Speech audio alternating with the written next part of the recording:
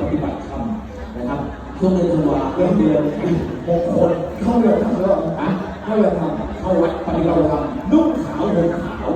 แล้วเอาไว้ขาวกันทั่วประเทศข้างในนะช่วยใส่เลยนะครับเดี๋ยวพระจะอ้วกนะเข้าไปแล้วก็นึกถึงมีใจท่านวอท่านก็ให้ธรรมะของเราแล้วเรื่องที่เราข้ามได้เราข้ามเรื่องเราปล่อยวางได้เราก็ปล่อยวางนะครับกินที่ชามกินแล้ว รู้สึกว่าถ้าจะล้างก็มันรู้สึกทุกข์ใจแล้วก็ปล่อยวางบ้านเกี่ยวเดี๋ยวเราก็ปล่อยวางที่ท่านบอกเป็นจริงเหรอครับผมเคยไปแล้วเหล้าก็ดีบุหรี่ก็ดีเที่ยวกลางคืนก็ดีผมก็ออกจากวัดเลยแล้วผมก็ปฏิบัติมันความอย่างเพราะมันดีหมดดีหมดดีเหมือนกันเลยนี่เราต้องนำคำสอนอย่าไปเชื่อเลยสักโอ้เดี๋ยวตอนนี้เดี๋ยวรอ